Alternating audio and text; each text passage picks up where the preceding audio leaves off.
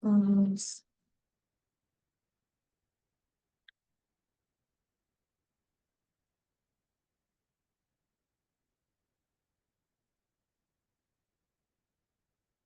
Selamat pagi, adik-adikku sekalian. Hari ini kita jumpa pada perkuliahan minggu kedua.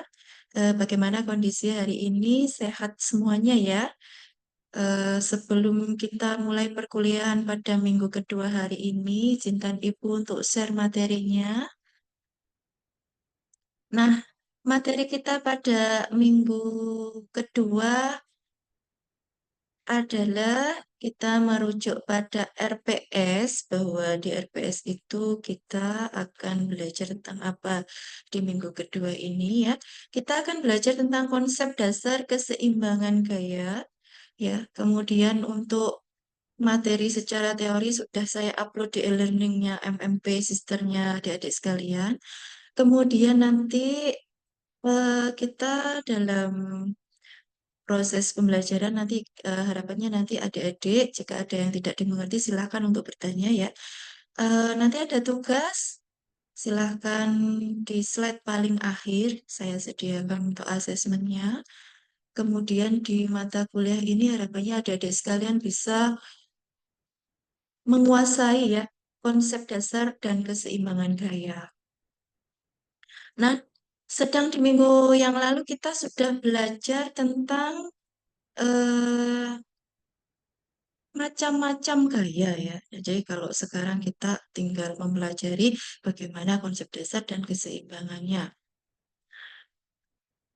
Kita mulai saja.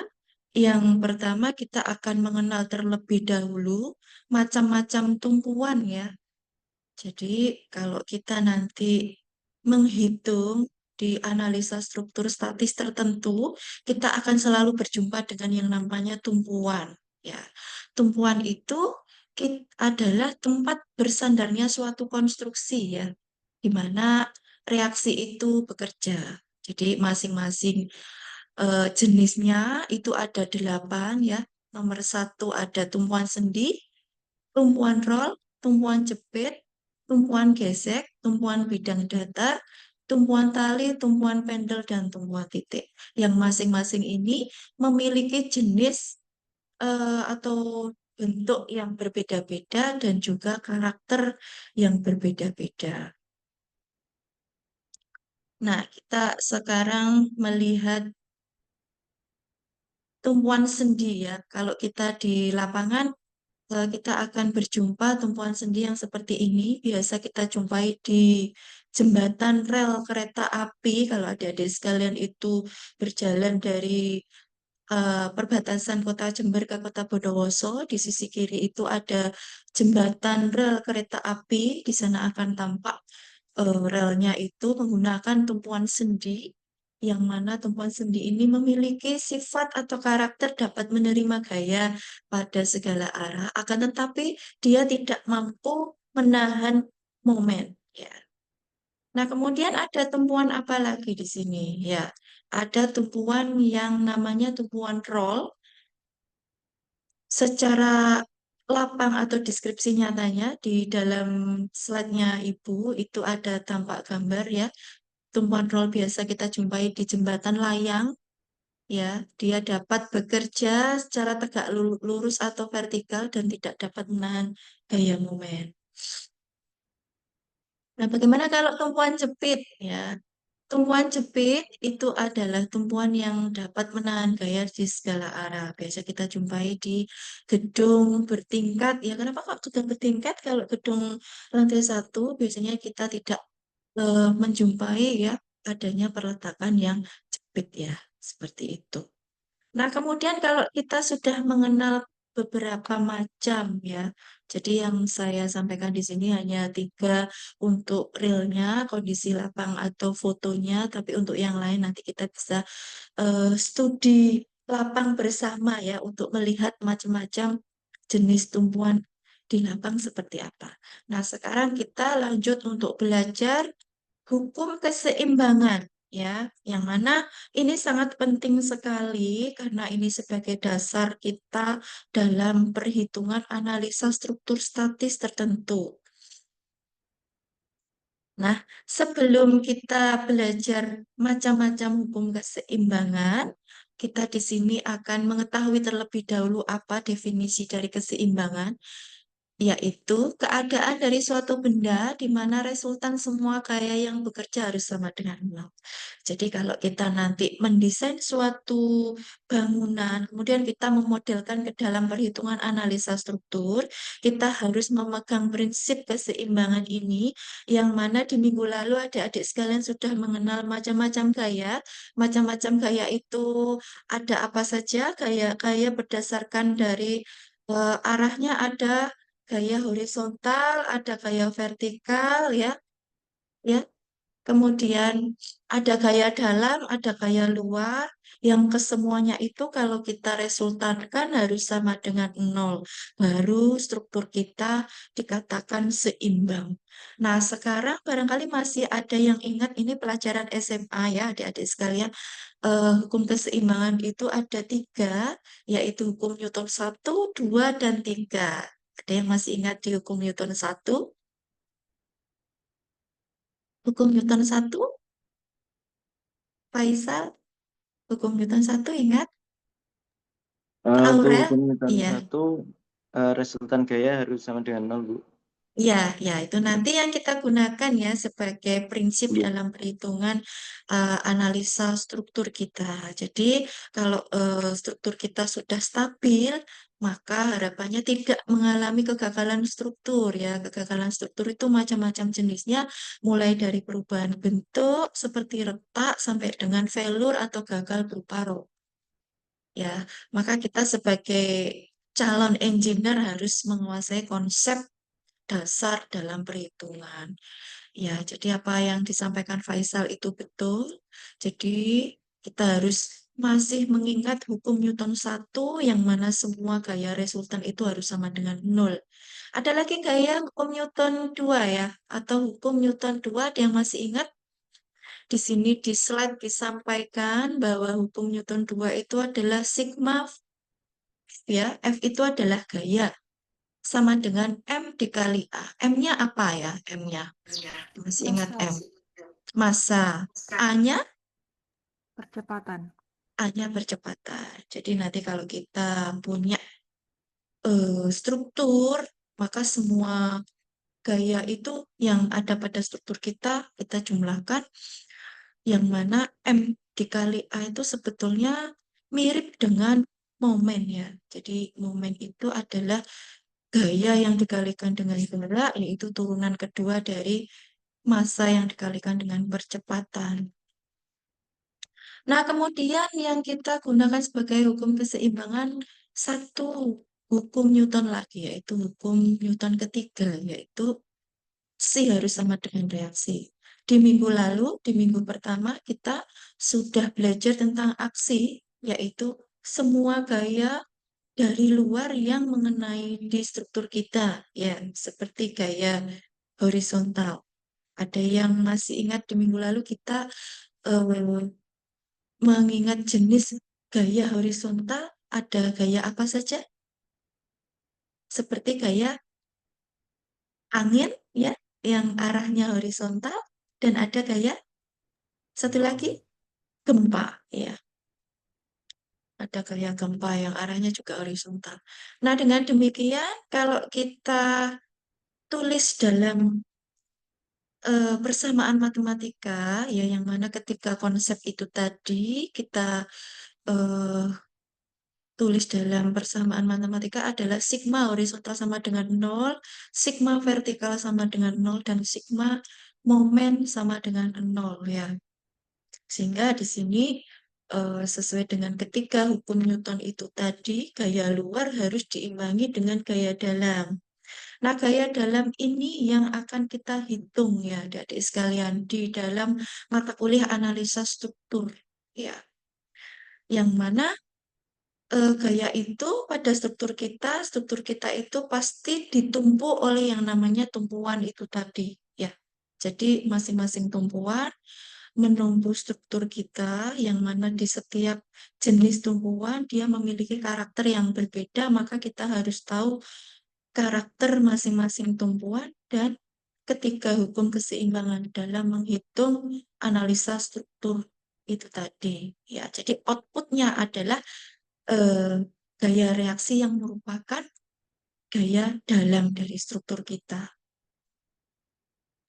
Nah, di sini ada ilustrasi ya, ilustrasi dari hukum keseimbangan ya. Kalau Anda dulu masih kecil ya, suka bermain eh, tarik tarik-tarikan tali ya, yang mana di sini yang orang sebelah kiri misalkan dia memberikan gaya tarik sebesar 100 Newton, maka yang kanan harus 100 Newton. Ya, jadi kalau misalkan satu aja nariknya itu agak kenceng, maka di situ gayanya lebih besar. Apa yang terjadi pada tali kita ya? Tali kita akan mengalami perubahan bentuk, mungkin eh, apa namanya, melendut ya, jadi atau bisa juga sampai dengan putus ya, seperti itu. Itu yang ilustrasi pada struktur kita nanti. Kalau struktur kita itu gayanya tidak seimbang ya seperti itu nanti ya dari sekalian bisa mengalami perubahan bentuk sampai dengan gagal atau runtuh.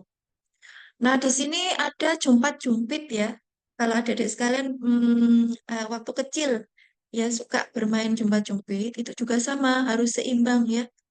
Jadi kalau yang kiri berat badannya 60, kalau yang sebelah kanan berat badannya 40 kilogram, apa yang terjadi? Yang sebelah kiri akan berada di atas apa di bawah? Di atas ya, atau di bawah? Di bawah ya, karena dia lebih berat daripada yang sebelah kanan. Seperti itu ya. Jadi ini adalah ilustrasi kita menggunakan prinsip dasar keseimbangan pada struktur yang akan kita hitung nanti. Kemudian, nah ini ya, ini yang kita sebut dengan virtual atau gambar virtual. Jadi kalau di dunia nyata itu berupa gedung itu tadi, kemudian kita harus bisa membahasakan secara pemodelan, ya gambar pemodelan itu seperti ini, maka ini yang dinamakan dengan virtual work-nya. Ya, apa yang akan kita hitung di analisa struktur itu tadi. Misalkan ini ada sebuah tembok dan kemudian ini ada sebuah cantilever berupa misalkan balkon yang mendapatkan gaya sebesar 1.200 Newton, jaraknya adalah 2 meter dari tumpuan, ya tumpuan ini kita sebut tumpuan jepit karena dia hanya ada di satu sisi aja dan bersifat fix atau tetap, ya itu nanti dia akan memberikan atau karakteristik dari tumpuan jepit itu bisa menopang gaya horizontal, vertikal, dan juga momen,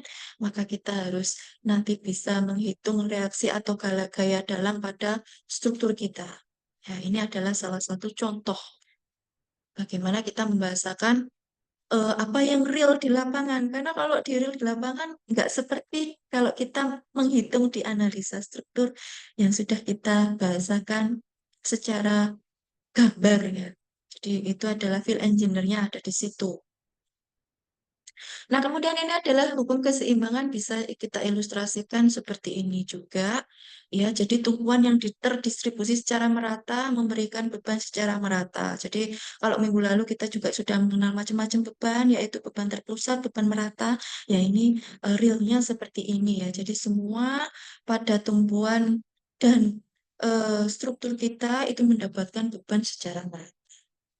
Kemudian ini juga ilustrasi ya, garis gaya aksi dan reaksi pada konstruksi statis tertentu. Ya, jadi ada pelengkung itu ada jumpai pada jembatan ya. Kemudian kalau balok sederhana bisa pada gedung ya. Kemudian eh, kalau bangunan air kita dihukum air itu tadi ya. Jadi ada air yang mana nanti ada desain bendungan di situ juga kita bisa gunakan hukum keseimbangan ya.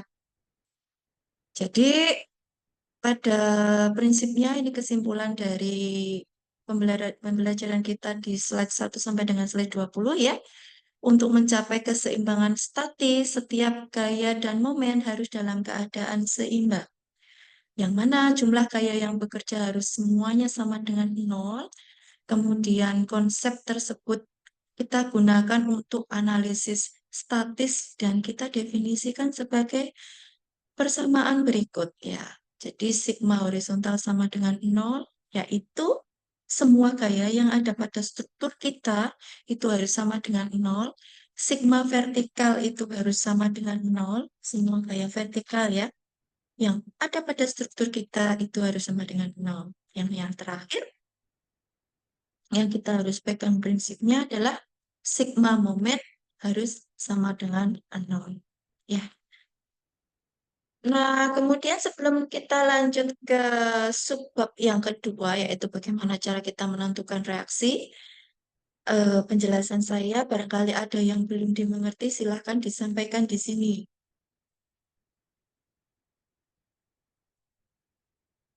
Lukas, barangkali sepertinya ada yang mau ditanyakan.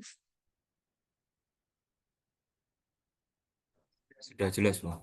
Sudah jelas ya. Aurel nih biasanya yang suka bertanya. Ada yang mau ditanyakan untuk hukum keseimbangan dan jenis-jenis tumpuan. Sebelum saya nanti akan melanjutkan di bagaimana cara kita menentukan reaksi ya. Namun apabila jika sudah jelas, saya lanjut untuk penjelasan berikutnya di subbab tumpuan dan hukum keseimbangan ya. Dalam eh, penggunaannya untuk menentukan reaksi pada struktur kita. Nah, tapi sebelumnya kita harus mengenal terlebih dahulu dan memegang prinsip untuk perjanjian tanda. Jadi untuk gaya yang horizontal dan vertikal, apabila kita mengikuti diagram Kartesius, yaitu gaya horizontal itu kita beri tanda yang positif apabila dia arahnya ke kanan, dan sebaliknya jika ke kiri kita beri tanda negatif, dan untuk gaya vertikal apabila arahnya itu ke atas kita beri tanda positif, dan sebaliknya ya, kalau dia arahnya ke bawah kita beri tanda negatif. Kemudian untuk momen apabila dia searah dengan jarum jam itu tandanya adalah positif, dan negatif apabila tandanya berlawanan dengan arah jarum jam. Nah, perjanjian tanda ini kita gunakan seperti struktur berikut ini. Apabila kita punya sebuah balok, kemudian balok itu dia tandanya positif jika kita punya gaya normal berupa gaya tarik ya. Gaya tarik itu biasanya panahnya berlawanan dengan bidang kita atau dia keluar dari bidang. Nah, kalau yang di contoh ini adalah tandanya menuju ke bidang, ya maka dia disebut gaya tekan yang tandanya itu negatif. Ya, maka di sini kita punya sebuah balok yang mendapatkan gaya tekan dan gaya tekan itu kita beri tanda yang negatif. Nah, ini adalah prinsip yang kita gunakan dalam perhitungan. Nah, ini secara deskripsi dari penjelasan gambar di slide sebelumnya tadi. Kemudian, kalau misal kita punya gaya horizontal, arahnya adalah ke bawah, ya, maka kita beri tanda apa berarti? Kalau ke bawah tadi tandanya Negatif, Bu. Negatif, Bu. negatif. Ya, kalau yang di samping kiri ini, gaya vertikal, ya, gaya vertikal arahnya ke atas berarti tandanya Positif. Positif. positif. Ya, itu nanti kita gunakan dalam perhitungan kita. Ya.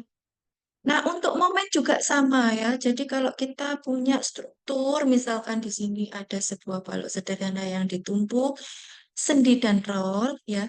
Yang mana sendi itu kalau digambarkan seperti ini kotak. Tapi kalau di slide yang sebelumnya, ya, Anda melihat gambar sendi tidak seperti ini ya di dunia lapang ya, seperti itu. Kembali kalau kita punya momen yang arahnya searah jarum jam, maka kita beri tanda positif apa negatif? Searah positif. Kalau Positif. berlawanan Negatif. negatif. Iya, jadi seperti itu. Nah, perhitungan momen sendiri nanti kita akan hitung sebagai gaya dalam yang dikalikan dengan jarak ya, gaya dalam yang dikalikan dengan jarak. Nah, ini untuk deskripsi dari penjelasan saya tadi, ya. Jadi, momen yang kita gambarkan pada balok kita, kemudian kita arsir, dan kemudian kita beri tanda positif, karena tadi kita menghitungnya adalah bidang momen diberi tanda positif jika bagian bawah atau bagian dalam mengalami tarikan, ya, atau jika dia nanti arahnya searah dengan jarum jam. Dan sebaliknya, apabila yang mengalami tarikan pada bagian atas atau luar momen, maka kita akan berikan tanda negatif di situ. Ya. Kemudian, bidang momen yang kita arsir, kita beri tanda negatif jika sejajar dengan sumbu batang, dan perlu kita ketahui, tadi kita sudah ingat prinsipnya kalau berputar ke kanan, kita positif ya karena dia searah jarum jam, dan berputar ke kiri dia negatif karena berlawanan dengan arah jarum jam, yang tentunya semua masih menggunakan prinsip dasar keseimbangan, ya, yaitu reaksi tumpuan dengan beban atau tumpuan yang tidak simetri, ya, kita tetap menggunakan 3 hukum keseimbangan. Nah, sekarang bagaimana kita menentukan reaksi, ya? Jadi reaksi di sini apabila kita punya sebuah balok sederhana yang mana di atasnya misalkan ini balkon mendapatkan beban orang dan beban barbelnya sebesar 400 kg, panjang bentangnya adalah 6 meter, bagaimana kita menghitung reaksinya, ya? Kita gunakan di sini sigma reaksi vertikal itu sama dengan 0, arah gayanya adalah ke atas atau positif. Di sini R sama dengan P, ya, karena kita di sini menggunakan hukum keseimbangan sigma R sama dengan 0, maka R harus sama dengan P. Sehingga kalau kita menghitung momen, bagaimana? Momen adalah gaya yang dikalikan dengan jarak. Kemudian karena ini adalah tumpuannya cantilever, ya, maka di sini ada momen, sehingga momen di sini kita hitung sigma momen sama dengan 0, P dikali L dikurangi M sama dengan 0, maka M kita hitung sebagai P dikali L, yang mana besarnya 400 dikali 6, hasilnya adalah 2400 kg meter. Nah, sama ya, contoh yang kedua adalah misalkan kita punya gaya horizontal. Kalau tadi adalah gaya vertikal. Di sini gaya horizontal sebesar 80 kg, tinggi tiangnya 20 meter, sehingga kita hitung di sini sigma horizontal harus sama dengan 0, yang mana W min H sama dengan 0, jadi H sama dengan W sama dengan 80 kg, ya. Untuk menghitung momen juga sama, maka di sini kita punya W dikali L, ya, ditambah M sama dengan 0, karena kita menggunakan prinsip hukum keseimbangan sigma momen sama dengan 0, maka perhitungan momen di sini adalah negatif, ya. M M sama dengan negatif W dikali L sama dengan 80 dikali 20, besarnya adalah negatif 1600 kg meter. Nah, itu 2 contoh perhitungan berdasarkan prinsip keseimbangan bagaimana kita menghitung gaya dalam atau reaksi dari struktur kita akibat adanya beban luar berupa gaya horizontal dan gaya vertikal, ya. Nah, kemudian untuk eh, berlatih di rumah, nanti Anda silakan mengerjakan asesmen yang sudah saya sediakan di slide ini. Slide ini sudah saya upload di e-learning Anda di MMP, ya. Anda diminta untuk menghitung sebuah balok sederhana AB memiliki panjang 8 meter. Balok itu ditumpuk oleh sendi, jadi Anda ingat karakteristik dari sendi itu seperti apa di titik A, ya, dan tumpuan roll di titik B. Kemudian balok yang bekerja di situ mendapatkan gaya berupa beban terpusat sebesar 24 kN yang terletak 3 meter dari tumpuan A. Nah, silakan Anda kerjakan untuk poin A sampai dengan E. Anda diminta untuk mengidentifikasi jenis tumpuannya, menggambarkan bidang D-nya, kemudian menuliskan apa saja di situ hukum keseimbangan yang Anda pakai dalam perhitungan, kemudian menghitung besar reaksi di masing-masing tumpuan, ya. kemudian menjelaskan struktur itu kita kategorikan sebagai struktur statis tertentu atau tak tentu yang sudah saya jelaskan di minggu lalu ya untuk poin E ya. Jadi untuk poin A sampai dengan poin D Anda bisa gunakan materi di minggu ini untuk menjawabnya. Sebelum saya akhiri materi perkuliahan pada hari ini, barangkali ada penyampaian saya yang belum dimengerti, silahkan adik-adik untuk bertanya. Masih ada waktu 4 menit lagi untuk menyampaikan pertanyaan. Miss Damar? Gunanin. Ya, Aura? Ya, saya izin bertanya. Ini kan dari lomba jembatan biasanya itu kayak eh, tumpuan yang di jembatan Rangka Balsa itu satu tumpuan sendi dan satu tumpuan roll. Itu kenapa kebanyakan diasumsikan seperti itu ya, Bu? Ya, diasumsikan satu tumpuan sendi, diasumsikan satu tumpuan roll. Karena itu mungkin penyederhanaan dari yang kondisi real sebelumnya. Ya, jadi kondisi real sebelumnya belum tentu kondisi real yang sebelumnya itu adalah tumpuannya sendi dan roll. Bisa jadi tumpuannya sendi, jepit, sendi, sendi, bisa jadi jepit, jepit. Nah, kenapa kita asumsikan sendi dan roll? Itu karena untuk memudahkan perhitungan. Karena apa kalau tumpuannya sendi dan sendi itu termasuk dalam perhitungan analisa struktur statis tertentu yang akan Anda tempuh di semester berikutnya, yang mana di dalam analisa struktur statis tertentu itu nanti, maaf tadi saya salah menjelaskan ya. Jadi kalau misalkan itu tumpuannya sendi-sendi itu adalah jenis struktur yang statis tak tentu, yang mana kita akan kesulitan menghitung reaksi gaya dalam secara manual. Jadi kita sederhanakan menjadi tumpuan sendi dan roll, yang mana menyederhanakannya ini Anda nanti diajarkan di mata kuliah analisa statis tentu di semester depan. Jadi macam-macam ada teori self deflection untuk menyederhanakan tumpuan itu. Ada eh, menggunakan persamaan 3 momen ya. Jadi nanti Anda akan diajarkan di lebih lanjut. Tapi yang jelas semuanya adalah harapannya untuk mendapatkan keseimbangan di dalam struktur kita. Seperti itu. Ada lagi yang bertanya? Makasih, Bu. Sama-sama. Satu lagi, Permisi Bu, Damar, ya. terkait dengan gaya horizontal itu pada penerapannya misalkan seperti gaya angin dan gaya gempa itu bagaimana proses kami mengolah dari eh, data angin itu menjadi beban pasti yang masuk ke struktur itu Ya, kurang lebih langkahnya seperti apa Bu? iya. Jadi kalau kita menghitung beban angin itu biasanya menjadi beban pasti itu sudah diterapkan pada SNI, Standar Nasional Indonesia untuk perhitungan beban angin ya. Untuk wilayah eh, seperti halnya juga gempa ya. Jadi di gempa itu juga sudah ada langkah-langkah untuk menghitung perhitungan gempa sesuai dengan SNI kategori wilayah gempa A, gempa B, gempa C. Jadi sudah pasti. Jadi tidak secara berbeda-beda untuk setiap daerah ya. Itu pastinya sudah diatur dalam SNI, Anda tinggal mengikuti langkah-langkah yang ada di SNI. Seperti itu ya.